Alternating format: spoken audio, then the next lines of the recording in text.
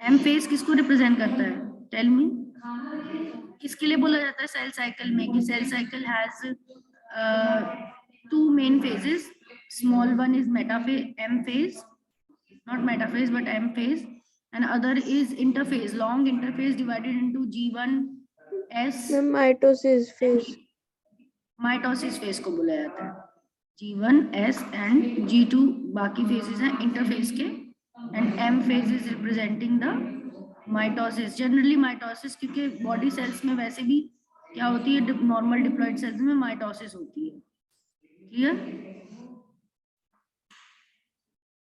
Yes. How many chromosomes are present, तो हम इसे माइटोसिस फेज डाल देंगे। नेक्स्ट क्वेश्चन करेंगे, how many chromosomes are present in each cell of onion root tip. कितने chromosome present होते हैं ऑनियन रूट टिप में? 16. 16 chromosomes. Now coming to the next, in animal cells during G2 phase क्या चीज बनेगी G2 phase में? Spindle fibres are form, proteins are synthesised, middle lamella are form, DNA are synthesised. Tell me. Animal cells में G2 phase में spindle fibres are formed, spindle fibers are formed. Next, the resting phase is otherwise called as, resting phase को दूसरी नाम क्या दिया जा सकता है? रेस्टिंग फेज आती है ना एक, कह सकते हैं सेल साइकिल की जो इंटरफेज है, ये लॉन्ग फेज है, यही रेस्टिंग फेज होती है। नहीं तो सेल एक्टिवली डिवीजन में कब पार्ट ले रहा होता है? मेनली एम फेज आपकी डिवाइडिंग फेज है, बाकी सब तो इंटरफेज जिसमें लंबे समय तक सेल रहता है। G1 S और G2 आते हैं, वो कौन से फेजेस हैं? वो मेटाबॉलिज्म हो रहा है उसमें बस जस्ट, वो कौन से हैं? इंटरफेज कौन सी है? रेस्टिंग ही है पूरी,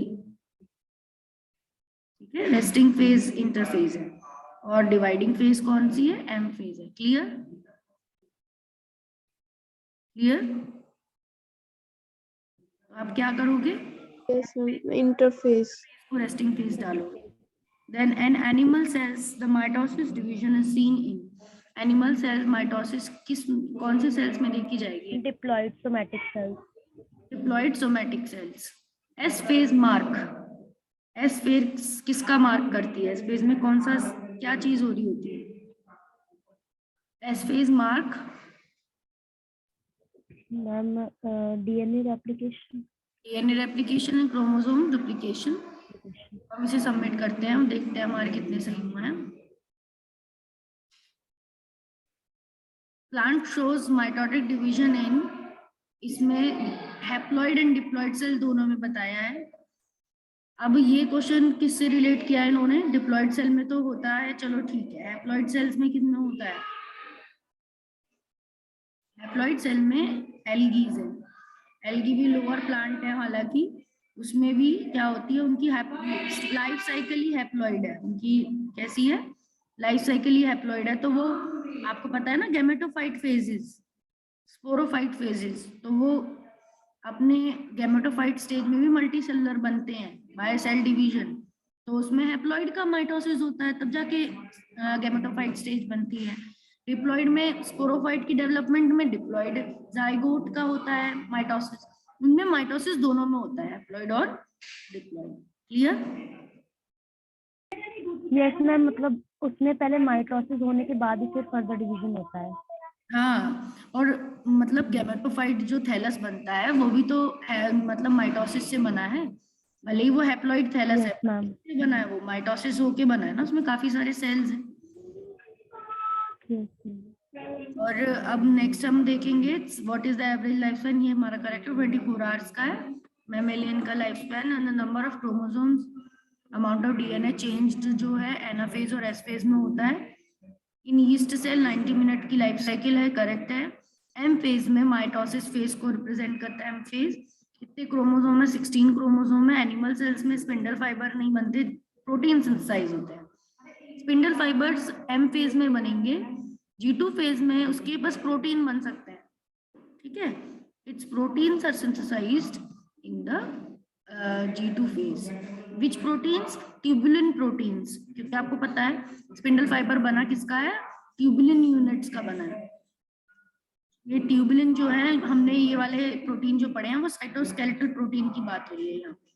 साइटोस्केलेटल प्रोटीन्स, जो 3 तरह के प्रोटीन्स थे, ट्यूबुलिन्स, माइक्रोफिलामेंट, इंटरमीडिएट फिलामेंट्स।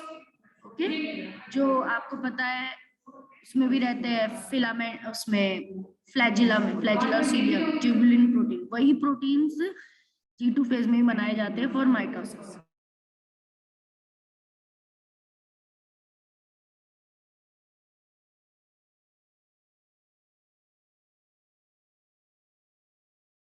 नेक्स्ट है resting phase, otherwise called resting phase को इंटरफेज कहा जाता है और एनिमल सेल्स में माइटोसिस डिप्लॉइड सेल्स में होती है।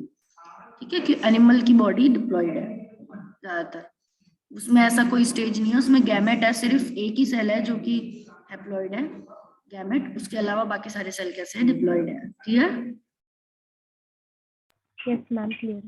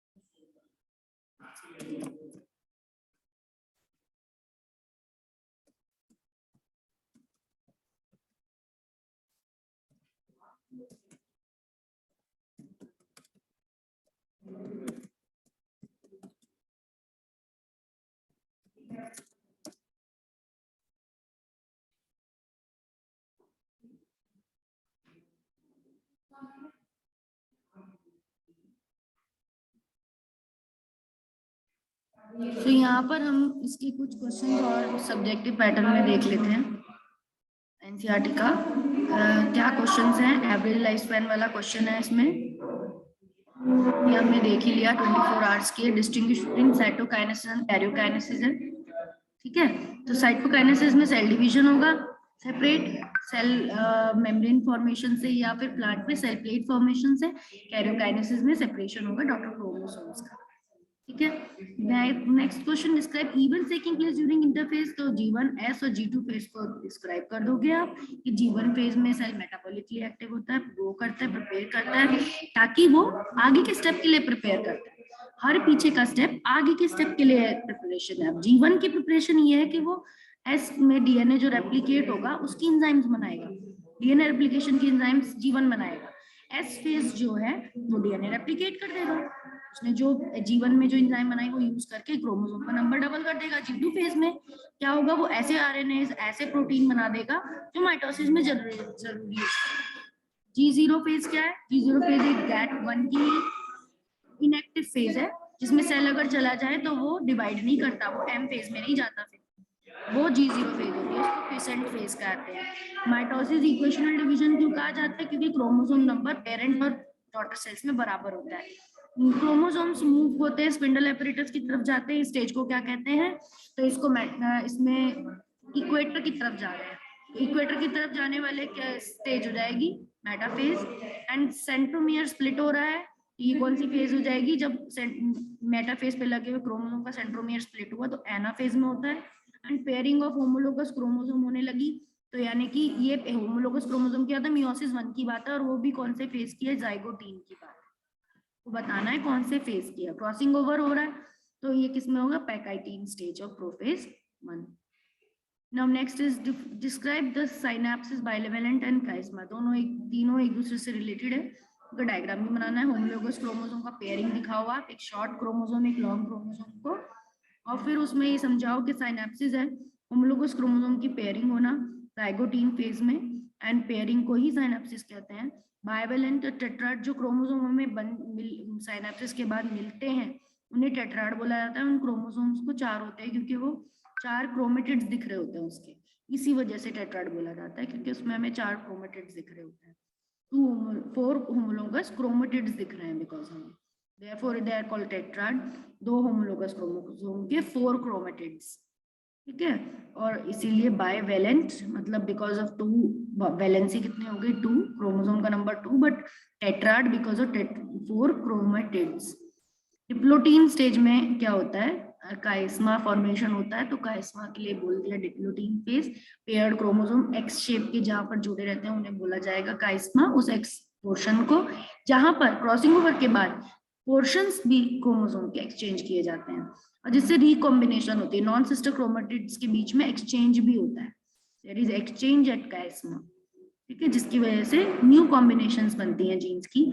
इसीलिए हर गैमेट क्या होता है, यूनिक होता है। इसकी इंपॉर्टेंस ये है कि यूनिक बनाना गैमेट को। How does cytokinesis in the plant differ from that on animals, point बनाने हैं यहाँ पर। एनिमल साइटोकाइनेसिस में और प्लांट में कि पहली बात प्लेट फॉर्मेशन से होता है, ये क्लीवेज से होता है। सेल प्लेट बाहर से अंदर सेंटर की तरफ आके मीट होती है एंड सॉरी उल्टा बोल दिया, सेंटर से बाहर की तरफ जाती है, मैंने उल्टा बता दिया यहाँ पर, सेंटर से एक्सटर्नल की तरफ जाती है cell plate and cleavage begins, ये अंदर बाहर से अंदर की तरफ जाता है, पेरिफेरी से फरो जो होती है वो बाहर की तरफ से आ रही है और यहाँ मिड में ज्वाइन हो रही है ऐसे करके।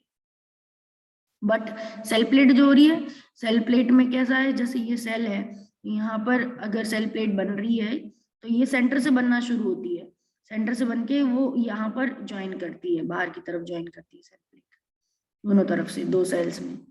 Cell plate is from centre to outward and furrow is from outward to inward. Next हो गया fusion of vesicle originate in the cell formation. Fusion होता है वेसिकल्स का और इधर cleavage by contraction of peripheral ring. Microfilaments की peripheral ring है boundary पे प्लाज्मा मेम्ब्रेन के, वो कॉन्ट्रैक्ट हो रही है, वो अंदर की तरफ आ रही है, इसलिए क्लीवेज हुआ है। Mid body is not formed, mid body is formed with dense material in the middle of the cell. Cell के बीच में एक मिड बॉडी नाम का स्ट्रक्चर बनता है, ये बोला है। Find examples where the 4 daughter cells from meiosis are equal in size and where they are found are unequal in size। ऐसा एग्जाम्पल आपको बताना है। तो ह्यूमन में गैमेट फॉर्मेशन के वक्त जब स्पर्म बनते हैं तब तो इक्वल साइज के बनते हैं सारे, 4 स्पर्म बनते हैं क्योंकि सारे साइज में बराबर भी होते हैं। तो ये तो हो गया जहां पर 4 डॉटर सेल जो मियोसिस से बने हैं, मियोसिस यानी गैमेट बनाना, स्पर्म तो बनते हैं इक्वल डिवीजन से, इक्वल बनते हैं चारों साइज में, बट जो फीमेल में होते एग बनते हैं उसमें एक ही बड़ा सा एग बनता है, 3 छोटी पोलर बॉडीज बनती हैं जो डीजेनरेट हो जाती है। तो हमारे फीमेल्स में अनइक्वल डिवीजन है मियोसिस के वक्त और मेल्स में इक्वल डिवीजन। क्लियर? एनाफेज और माइटोसिस और एनाफेज ऑफ मियोसिस में क्या फर्क है, दोनों के एनाफेज में क्या फर्क है? तो यहाँ पर हर क्रोमोसोम अलाइन होता है माइटोसिस के वक्त, एनाफेज के दौरान एवरी क्रोमोसोम, ठीक है, यानी कि 46 के 46 का क्रोमोसोम इधर अलाइन होते हैं। इधर भी ऐसा ही होता है बट इधर होमोलोगस पेयर के फॉर्म में अलाइन होते हैं। एनाफेज के वक्त ये पेयर बना चुके होते हैं और वो पेयर्स में ही अलग होके, और इस यहाँ पर सारे दोनों पोल्स पे 46 क्रोमोसोम पहुंचते हैं और यहाँ पर पहुंचते हैं इधर 23 और इधर भी 23 पहुंचते हैं, आधे पहुंचते हैं इधर एनाफेज 1 में। ये एक डिफरेंस है यहाँ पर, ठीक है। अकर इन सोमैटिक सेल, एक तो माइटोसिस इधर centromere split and chromatid separate, centromere does not split and sister chromatid remain associated with their centromere। यहाँ कोई भी सेंट्रोमियर स्प्लिट नहीं हुआ, सिर्फ क्रोमोसोम्स के पेयर अलग किए गए हैं, होमोलोगस क्रोमोसोम के पेयर अलग किए गए हैं एंड क्रोमेटिड अभी सेपरेट नहीं होता है ना फेज 1 में। List main differences between mitosis and meiosis. Occur in somatic cell, occur in germ cell and number of chromosome same रहते हैं, इधर नंबर ऑफ क्रोमोसोम हाफ हो जाते हैं। 2 डॉटर सेल्स बनी हुई होती हैं, 4 डॉटर सेल्स बनती हैं एंड क्रोमोसोम रेप्लिकेट होता है दोनों बार हर माइटोसिस में, एंड क्रोमोसोम रेप्लिकेट नहीं होता, पहले ही मियोसिस में एक बार जो क्रोमोसोम रेप्लिकेट हुआ होता है उसी को सक्सेसिवली 2 बार डिवाइड करा जाता है। What is the significance of meiosis? Meiosis अगर नहीं होती तो क्या होता? कि फिर ऐसे क्रोमोसोम नंबर स्पीशीज का रिस्टोर नहीं हो पाता। स्पेसिफिक क्रोमोसोम नंबर हर स्पीशीज का जनरेशन में फिक्स नहीं रह पाता, बिकॉज इसी की वजह से क्रोमोसोम नंबर फिक्स है। जो पेयरिंग की बात है, जो डिप्लॉइड की बात है, वो इसी वजह से हो पाया क्योंकि ऐसी डिवीजन आई जो पहले क्रोमोसोम नंबर को आधा करती है गैमेट्स में, और जब वो गैमेट्स फ्यूज होते हैं तब जाइगोट बनता है। तो इसके एवोल्यूशन का पूरा क्रेडिट जो जाता है मियोसिस डिवीजन को ही जाता है, जो सेक्सुअल रिप्रोडक्शन के थ्रू जो गैमेट्स बन रहे हैं। It conserves the specific numbers of chromosome and enhances the genetic variability in the population, क्योंकि गैमेट बनते वक्त हर जो क्रोमोसोम, हर जो गैमेट है वो यूनिक है, कॉम्बिनेशन यूनिक है because of the crossing over. तो ये वेरिएशंस भी ला रहा है, ये स्पेसिफिक क्रोमोसोम नंबर को भी रख रहा है cross generation specific, and it is producing gametes for sexual reproduction के लिए गैमेट्स बनाता है, प्रमोट्स क्रॉसिंग ओवर को प्रमोट करता है, introduce new combination of variation, and chromosomal mutation can occur due to abnormalities during the meiosis. Chromosomal mutation होते हैं abnormalities की वजह से during the meiosis. Few of these can be beneficial to organisms. इससे beneficial भी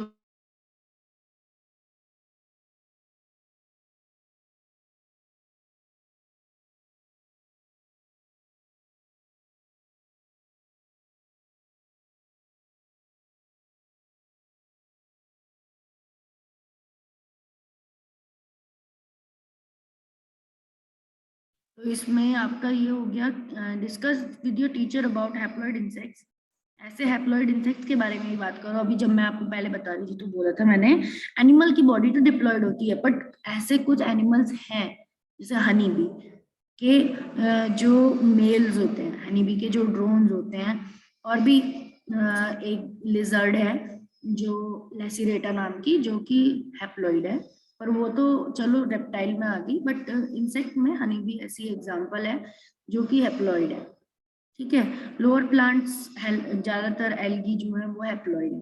तो कहने का मतलब ये है कि हमें ये डिस्कस करना है कि हैप्लॉइड इंसेक्ट और लोअर प्लांट जहाँ पर सेल डिवीजन होता है and some haploid cells in higher plant where cell division does not occur, जहाँ पर नहीं होता, तो ये हमें डिस्कस करना है। तो आंसर क्या है इसका कि haploid insect where cell division occur is drone. ऐसे हैप्लॉइड इंसेक्ट जिनमें सेल डिवीजन होता है उन्हें ड्रोन बोला जाता है, जो कि हनी बी के मेल्स होते हैं। एंड लोअर प्लांट स्पाइरोगायरा, यहाँ पर भी क्या होता है, सेल डिवीजन होता है। क्यों? क्योंकि वो गैमेटोफाइट बना रहे हैं, पूरी स्टेज बना रहे हैं गैमेटोफाइट की। And pteridophyte, Chlamydomonas and haploid gametes are produced by them in mitosis and non meiosis. Mitosis से उनके गैमेट्स भी बन जाते हैं, मियोसिस होती ही नहीं है हैप्लॉइड में। नाउ नेक्स्ट, जहां पर सेल डिवीजन नहीं होता, स्पर्मेटोजोआ और ओवा और the higher animals and microspores of higher plants, इनमें सेल डिवीजन नहीं होता, यानी कि स्पर्मेटोजोआ है, स्पर्म्स हैं। तो हम सोचें कि स्पर्म अपने आप में ही डिवीजन करके कोई नया ऑर्गेनिज्म बना ले, नहीं बना सकता। हम सोचें एग है, हैप्लॉइड है, फीमेल के अंदर विदाउट फर्टिलाइजेशन ट्रांसफॉर्म हो जाए, तो नहीं हो सकता। उसके लिए क्या चाहिए, जाइगोट बनना चाहिए, स्पर्म और एग फ्यूज होना चाहिए, तभी नया ऑर्गेनिज्म बन सकता है। उसमें सेल डिवीजन नहीं होते, क्योंकि सेल क्या होता है, उसकी अपनी लाइफ साइकिल है एग की, वो डीजनरेट हो जाता है 48 आवर्स के बाद, 1 डे के बाद वो डीजनरेट हो जाता है। एंड स्पर्म भी ऐसे ही है, उनकी भी लाइफ साइकिल है, they also get degenerated in the body. Clear हो रहा है? Yes ma'am. Yes, ma'am. Can there be a mitosis without DNA replication in S phase? क्या माइटोसिस हो सकती है बिना एस फेज को कंप्लीट किए? क्या सेल साइकिल का जो सेल है वो डायरेक्टली एम फेज में आ सकता है, ये कह रहा है। Can there be mitosis without DNA replication in S phase? S phase नहीं हुआ, एस फेज नहीं हुआ और पहले ही एम फेज में आ रहा है, तो ऐसा हो सकता है कि नहीं हो सकता? During S phase DNA synthesis और replication take place, DNA replication is essential for cell division, तो ऐसा नहीं हो सकता। Without DNA replication cell division will not take place. वैसे भी आपको पता है सेल साइकिल है ये, और साइकिल तभी चलती है जब पहला स्टेप नंबर होता है, पहला स्टेप नंबर का प्रोडक्ट दूसरे में यूज होता है। एंड हमने जितनी भी साइकिल्स प्लांट में भी पढ़ी वो भी ऐसी थी, सेकंड का प्रोडक्ट थर्ड में यूज होता है, थर्ड फिर फोर्थ को रीजनरेट करने के लिए काम आ जाता है।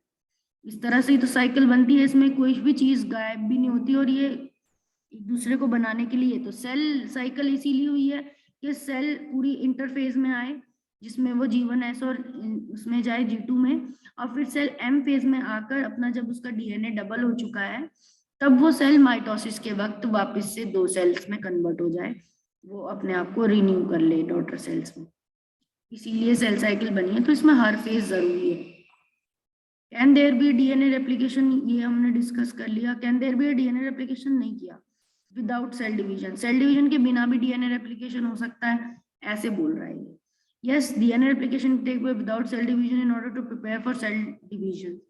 तो बिना डिवीजन के उससे पहले तो होना ही है DNA रेप्लिकेशन, जब सेल डिवाइड नहीं हुआ है उससे पहले की बात है। तो DNA रेप्लिकेशन तो होगा ही बिना सेल डिवीजन के, क्योंकि वो पहले रिक्वायरमेंट है। इट इज प्री रिक्वायरमेंट के DNA रेप्लिकेशन हो एंड देन सेल डिवाइड करेगा। In order to prepare for cell division, DNA replication is necessary, and cell division is succeeding logical steps that occurs plots for cell division. मतलब यही वो reason है जिसकी वजह से cell division होता है। Analyze the events during every stage of cell cycle and notice how the following two parameters change: number of chromosome N per cell and amount of DNA content C per cell. तो events आपको देखने हैं cell cycle में, और ये आपको देखना है कि अगर आप नंबर ऑफ क्रोमोसोम को कैपिटल N से दिखा रहे हो, नंबर ऑफ DNA कंटेंट को C से दिखा रहे हो, तो किस तरह से मायोसिस और माइटोसिस में ये चेंज होता है। ठीक है, तो इसे एनालाइज करते हुए स्टेप्स को और फिर आपको बताना है। तो यहाँ पे दिया हुआ है, yes DNA replication can take place in G1 phase of the cell cycle and the number of chromosomes remains same and each chromosome is formed from one chromatid. DNA replication तो होता है G1 phase में cell cycle के। DNA replication can take place in G1 phase of cell cycle. G1 phase में तो नहीं होता, S में होता है, क्योंकि G1 phase में सिर्फ उसकी प्रिपरेशन होती है। ठीक है, यही तो हमने पढ़ा है ना। तो G1 phase में सिर्फ प्रिपरेशन होगी इंजाइम्स की। तो DNA replication will not take place in it will take place in the S phase. In the cell cycle, the number of chromosomes remain the same and each chromosome is formed from one chromatid. तो यहाँ पर आएगा, अगर change करें the DNA replication, yes को तो काट ही दो, DNA replication do not take place. DNA replication do not take place in the G1 phase and therefore chromosome के सिंगल क्रोमेटिड रहेंगे।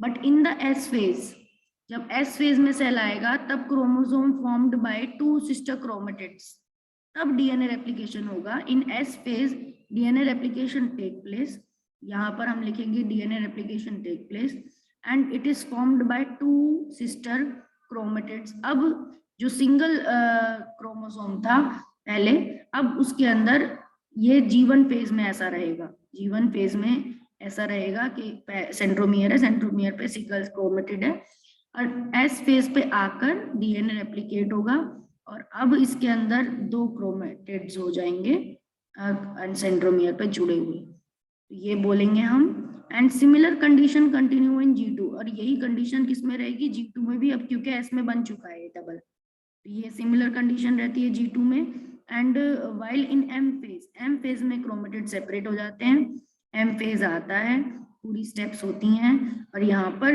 ये क्रोमोसोम स्प्लिट होकर 2 क्रोमोसोम्स बन जाते हैं। ठीक है, और क्योंकि इन्हें 2 सेल में जाना है, एक इस सेल में जाएगा, एक इस सेल में, नए सेल्स में जाना है, इस वजह से क्रोमोसोम्स फिर सेपरेट हो जाते हैं M फेज में। The chromosome number stage the same in mitosis, और क्रोमोसोम नंबर माइटोसिस में क्या रहेगा, सेम रहेगा, जितना पेरेंट सेल में लिया उतना ही रहा। ठीक है, पेरेंट सेल में मैंने जब G1 से शुरू किया था तो मैंने 1 क्रोमोसोम लिया था। ठीक है, फिर S फेज में क्या हुआ, इसका डबल हुआ, फिर मैंने कहा M फेज में ये स्प्लिट हो जाएगा, या यहाँ पे भी अगर सेल बना लो तो S फेज में वो डबल आया और M फेज में फिर 2 सेल बन जाएंगे पूरा कंप्लीट होने के बाद, जिसमें सिंगल सिंगल क्रोमोसोम्स बनेंगे, नंबर क्रोमोसोम का सेम रहा। ठीक है, तो ये तो इसकी बात हुई। ठीक है, माइटोसिस की बात हुई। और इसमें नेक्स्ट देखेंगे amount of DNA content cell remain same in the G1 but in S phase DNA का कंटेंट क्या हुआ, डुप्लीकेशन हो गया। यानी कि अगर मैं यहाँ क्रोमोसोम नंबर 1 रखती हूँ तो S फेज में क्रोमोसोम नंबर कितना हुआ, 2n हुआ, डबल हुआ, एंड फिर वापस क्या हो गया, n हो गया अगर सिंगल क्रोमोसोम की बात करें। ठीक है,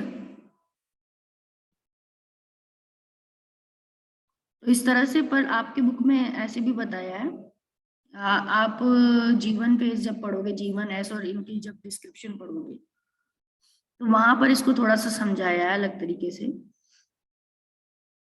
इसको हम देख लेते हैं।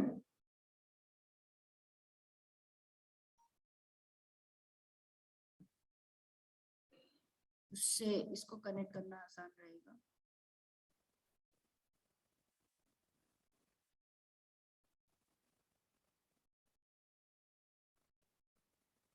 क्योंकि ये n के फॉर्म में पूछ रहा है ना, तो हमें वैसे ही बताना पड़ेगा आंसर जैसे पूछ रहा है।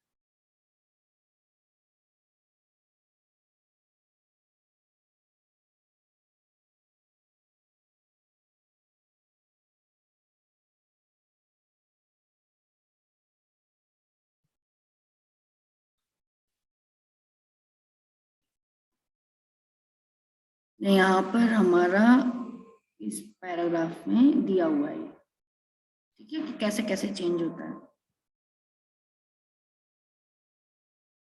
S phase आता है, S is a synthesis phase, marks the period during which the DNA synthesis or application take place. During this time, amount of DNA per cell doubles. DNA का amount double होता है, तो अगर initial amount of chromosome DNA 2 है, 2 chromatids, बात ये इसकी कहता है, हम इसे बोल रहे हैं 1 क्रोमोसोम, पर इसकी जो ये 2 पार्ट्स होते हैं ना, इसे 2 क्रोमेटिड्स बोला जाता है। ठीक है, इसी क्रोमोसोम के 2 क्रोमेटिड्स हैं, पर जब ये डबल होता है, स्पेस में जाता है, तो इसके कितने हो जाते हैं, 4 हो जाते हैं क्रोमेटिड्स। ये कह रहा है, अगर हम इसे क्रोमेटिड्स की बात करें, नहीं मैं अभी भी गलत हूँ, मैं कंफ्यूज हो रही हूँ शायद, मे बी। अब मैं दोबारा से इसको एक्सप्लेन करती हूँ कि सेल के अंदर ये बात कर रहा है माइटोसिस की, हम बात कर रहे हैं एम फेज की। तो अगर क्रोमोसोम की बात कर रहा है ये, तो ये फेज जो माइटोसिस कर रहा है, ये सेल इसकी बात कर रहा है कि हमारे सेल क्या होंगे, डिप्लॉइड होंगे, जिनमें माइटोसिस हो रही है, और उसके अंदर कितने क्रोमोसोम्स होंगे, उसकी बात कर रहा है। इफ द इनिशियल डीएनए, हमारे सारे सेल डिप्लॉइड हैं, तो ये यहाँ पर इनकी बात कर रहा है, 2 क्रोमोसोम्स की। ठीक है, वी विल हैव क्रोमोसोम 1 का पेयर होगा हमारे पास, क्रोमोसोम 2 का पेयर होगा हमारे पास, क्रोमोसोम 3 का भी पेयर होगा, हर एक के हमारे पास क्या होंगे, पेयर होंगे, क्योंकि हम डिप्लॉइड ऑर्गेनिज्म। पर इनके क्रोमेटिड नंबर सिंगल ही होंगे, ये सिंगल क्रोमोसोम होंगे, इनमें सिस्टर क्रोमेटिड्स नहीं होंगे। ठीक है, they will not having sister chromatids, वो बात है यहाँ पर, बट स्टिल यहाँ पे 2 क्रोमोसोम होंगे। अगर मान लो मैं 2 क्रोमोसोम्स लेके सेल डिवीजन करा के देखें, तो उसमें दोनों क्रोमोसोम का, क्रोमोसोम 1 का भी पेयर होगा, क्रोमोसोम 2 का भी। इसलिए कह रहे हैं कि इनिशियल अमाउंट जो है डीएनए की, वो 2 क्रोमोसोम से अगर हम रिप्रेजेंट करें, तो आफ्टर एस फेज वो कितने क्रोमोसोम्स हो जाती है, 4 हो जाती है। कि ये इनिशियल अमाउंट है, ठीक है, एक शॉर्ट और एक लॉन्ग क्रोमोसोम, ये इनिशियल अमाउंट है, इसकी 2 क्रोमोसोम्स अगर इसमें है तो। अब इसको जब एस फेज में भेजा जाता है, हाँ बताओ मैम, 4 क्रोमेटिड हो जाएंगी और 2 क्रोमोसोम्स हो जाएंगे। हाँ, मतलब हर क्रोमोसोम अपने आप को डबल करेगा, ये वाला लंबे वाले क्रोमोसोम का पेयर भी अपने आप को डबल करेगा, और छोटे वाले क्रोमोसोम का पेयर भी अपने आप को, हर क्रोमोसोम के यानी अब 4 क्रोमेटिड्स हो जाएंगे।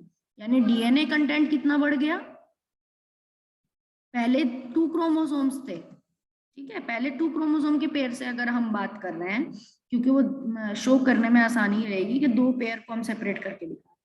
यहाँ पर हर क्रोमोसोम कितने नंबर में है, 2C नंबर में है, मतलब 2 ये पेयर में है, यानी कि कहने का मतलब, इनका कहने का मतलब ये सिंगल, क्योंकि हम कैसे सेल है, माइटोसिस किसमें होती है, डिप्लॉइड सेल्स में होती है, तो सारे क्रोमोसोम किसमें पाए जाते हैं, पेयर में पाए जाते हैं, एक मैटरनल एक पैटर्नल। तो हमारे पास 23 पेयर होते हैं। तो ये कह रहा है, पर एस फेज में आते आते हर क्रोमोसोम किस में हो जाता है, डबल हो जाता है। अपना डीएनए क्या कर लेता है, सिस्टर क्रोमेटिड के पास बना लेता है, अपने हर क्रोमोसोम के सिस्टर क्रोमेटिड्स आ जाते हैं। ठीक है, ये स्मॉल वाले क्रोमोसोम बन गए पेयर में, इनके इनके हर क्रोमोसोम के ये वाले जो क्रोमेटिड्स कहलाएंगे ये सिस्टर कहलाएंगे। बट अगर मैं बात करूं इसकी, इस वाले की, और दूसरे वाले में इसकी, तो ये वाली जो मैंने एक रेड और एक येलो से मार्क किया, तो ये दोनों क्या होंगे, नॉन सिस्टर हैं। ये दोनों होमोलोगस क्रोमोसोम के ही क्रोमेटिड्स, पर क्योंकि अलग अलग क्रोमोसोम को बिलोंग करते हैं, इसीलिए अगर इन दोनों की बात करी जाएगी तो इनको तो नॉन सिस्टर बोला जाएगा, नॉन सिस्टर क्रोमेटिड्स। इसका ज्यादा डिस्कशन उसमें होता है मियोसिस में, क्योंकि उनमें इन दोनों में क्या होते हैं, एक्सचेंज होता है, क्योंकि नॉन सिस्टर क्रोमेटिड्स में ही क्या होती है, काइस्मा बनता है, और उसी में ही पेयरिंग होती है। तो यानी कि हमारा एस फेज के बाद जो क्रोमोसोम नंबर आ जाता है वो कितना हो जाता है हमारा, what is that number, 4n। कितना हो जाता है, 4c, it becomes 4c। Clear, देख रहे हो, इट बिकम्स 4c। अब क्या होगा, ये मेटाफेज पे ये चारों क्रोमोसोम अलाइन हो जाएंगे, एक लाइन में लग जाएंगे सारे के सारे आकर। तो जब एक लाइन में लग जाएंगे ये चारों आकर, फिर कैसे अलग होंगे, यहाँ लग गए मेटाफेज में ये सारे। ठीक है, they come and they line here, तो लंबे वाले भी यहाँ पे लग जाएंगे अपने सिस्टर क्रोमेटिड्स के साथ, हर क्रोमोसोम आके लग जाएगा, ये इसके दोनों पेयर लग जाएंगे एक ही तरफ। ऐसे ही छोटे वाले के भी दोनों पेयर लग जाएंगे, ये वाले के भी। ठीक है, और अब सेपरेट किए जाएंगे, सेपरेट करेंगे तो एक ही नीचे की तरफ जाया करेगा और एक ऊपर की तरफ जाएगा, हर एक का एक क्रोमेटिड नीचे जाएगा और एक क्रोमेटिड, क्योंकि सेंट्रोमियर स्प्लिट होगा एनाफेज में जब ये मूव करेंगे, तो इसीलिए वापस से फिर हमें ऐसे सेल मिल जाएंगे जिनमें सिंगल ही क्रोमेटिड है और जिसमें पेयर में ही वो है क्रोमोसोम्स है। हमें ऐसे सेल्स मिलेंगे जिसमें क्रोमोसोम नंबर भी पेयर में है और एक एक क्रोमेटिड वाला आया है, छोटा क्रोमोसोम भी पेयर में आया है और बड़ा। तो जितना हमारा हमने शुरू किया था 2C से, तो 2C ही हो गया बाद में डॉटर सेल्स। ठीक है, डॉटर सेल इसीलिए बोलते हैं माइटोसिस में जो क्रोमोसोम नंबर होता है वो रिस्टोर रहता है, क्योंकि पेरेंट में जब शुरू किया 2C से, बीच में 4C हुआ। ठीक है, एस फेज में क्या हो गया, पेरेंट सेल में 4C क्रोमोसोम हो गया, और 4C के बाद जब फिर वापस मेटाफेज आई तो उसमें वापस से कैसे कौन से क्रोमोसोम गए, 2C क्रोमोसोम हो गए सेपरेट हो। Clear, yes ma'am. ये वाला पैराग्राफ देना है उसमें आपको, उस वाले क्वेश्चन में। If the cell is diploid, 2n number of chromosome at G1 and even after S phase, then the number of chromosome remains same, that is 2n. तो M phase के बाद number of chromosomes और वो divide होने के बाद वापस से 2C हो जाता है। चाहो तो आप मेरी तरह डायग्राम से, अगर ये क्वेश्चन आए एग्जाम में तो you can show by diagram, mitosis का 2 क्रोमोसोम लेकर या एक ही क्रोमोसोम लेकर आप उसे शो करके दिखा सकते हैं। ठीक है, यस मैम। मैम इस चैप्टर से कुछ पोर्शन डिलीट है क्या? नहीं, सारा पोर्शन आ रहा है इसमें। Okay ma'am.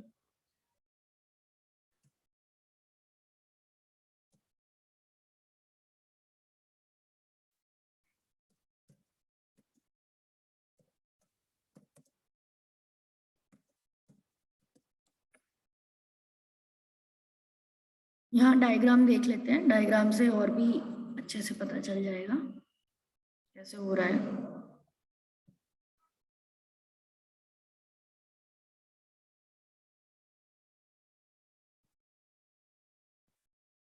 तो आप देख सकते हो डीएनए रेप्लिकेशन हुआ है।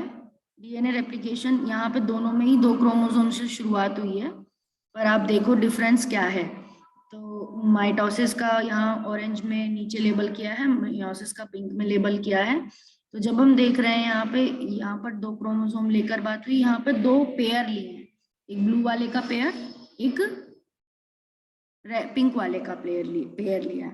डीएनए रेप्लिकेशन हुआ, यहाँ एक ही क्रोमोसोम्स को लेकर इन्होंने शो किया है, बट डजंट मैटर, हमें डिफरेंस चेक करना है। इसमें क्या हुआ, इन एस फेज में डीएनए रेप्लिकेशन हुआ, तो अभी ये क्रोमोसोम पिंक वाला भी क्या हो गया, सिस्टर क्रोमेटिड के साथ आ गया, ब्लू वाला भी सिस्टर क्रोमेटिड के साथ आ गया। ये दोनों ही मेटाफेज पे अलाइन हुए। जब दोनों मेटाफेज पे अलाइन हुए तो एक पिंक का क्रोमेटिड नीचे वाले तरफ आया, मतलब एक क्रोमेटिड बीच से टूट गए, ये बीच से यहाँ पर अलाइन इन्होंने ऐसा किया है मेटाफेज पे, पर ऐसे नहीं अलाइन होते, सारे के सारे एक लाइन में अलाइन होते हैं, ये वाला भी, पिंक वाला भी, ब्लू वाला भी, ये ऐसे अलाइन होते हैं और दोनों तरफ दोनों जाते हैं। ठीक है, अलाइन करने वक्त इन्होंने भी ध्यान नहीं दिया। ये अलाइनमेंट, ऐसी अलाइनमेंट पेयर वाली वो यहाँ होती है, मियोसिस में होती है, इसमें नहीं होती है माइटोसिस। माइटोसिस में ये ब्लू वाला भी इधर ही अलाइन होता है साइड में, ये डिफरेंस होना चाहिए। एक और इमेज देखते हैं, किसी और की देखते हैं, इसमें थोड़ा सा वो हो रहा है। ठीक है, तो अलाइन करते वक्त भी हमें ध्यान देना है कि एक ही लाइन में अलाइन होते हैं ये माइटोसिस के वक्त, सारे क्रोमोसोम, जितने भी क्रोमोसोम होंगे यहाँ पर सही है, क्योंकि पेयर में जो अलाइनमेंट होती है वो मियोसिस में होती है।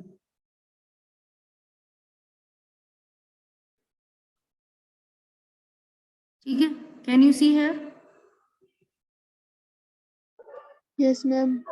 देखो ऐसे अलाइन होती है माइटोसिस में, सारे के सारे जितने भी क्रोमोसोम है सारे एक लाइन में अलाइन होंगे, ब्लू वाले भी रेड वाले भी। पर जो पेयर में अलाइन होंगे, रेड एक तरफ ब्लू एक तरफ, या रेड या ब्लू किसी अल्टरनेट तरफ भी जा सकते हैं, जरूरी नहीं है सारे रेड एक तरफ हो सारे ब्लू एक तरफ हो, इसीलिए इसको इंडिपेंडेंट असॉर्टमेंट कहते हैं। कोई सभी क्रोमोसोम किसी भी अलाइनमेंट में इधर आ सकता है, पर पेयर में अलाइन होंगे, किसमें होंगे, पेयर में। इसमें कोई भी सिस्टर क्रोमेटिड ब्रेक नहीं होती, इसमें एक पूरा क्रोमोसोम दूसरी तरफ जाता है और दूसरा पूरा क्रोमोसोम, तो मेटाफेज 1 में और एनाफेज 1 में क्रोमोसोम सेपरेट होते हैं, होमोलोगस क्रोमोसोम। यहाँ क्रोमोसोम्स पूरे सिंगल सिंगल क्रोमोसोम कट होते हुए चले जाते हैं और एक एक सिंगल सिंगल जाता है। ठीक है, क्लियर हो रहा है? तो आप चाहें तो इसका स्क्रीनशॉट ले सकते हो आराम से। एंड ये है आपकी इमेज वो, और इसमें 4n और 2n सब बता रखा है। इट इज शोइंग यू कि यहाँ पर 2n है, क्योंकि 2n से शुरू हुआ था तो 2n पे ही खत्म हुआ है। बीच में यहाँ डबल भी हो गया, वो भी ठीक है। यहाँ पर भी एक ही बार डबल हुआ है, तो इसमें 4 क्रोमोसोम्स। यहाँ पर कितने पहुंचे देख रहे हो, सिंगल सिंगल n मियोसिस में। क्लियर? Is it clear? तो यहाँ पर इस तरह से आपको दिखाना है कि कैसे क्रोमोसोम जाते हैं, difference between. So with this I am ending the session आपका। अब हम कल नेक्स्ट क्लास को रिवाइज करेंगे, नेक्स्ट चैप्टर को, सेल साइकिल का हमने रिवाइज कर लिया।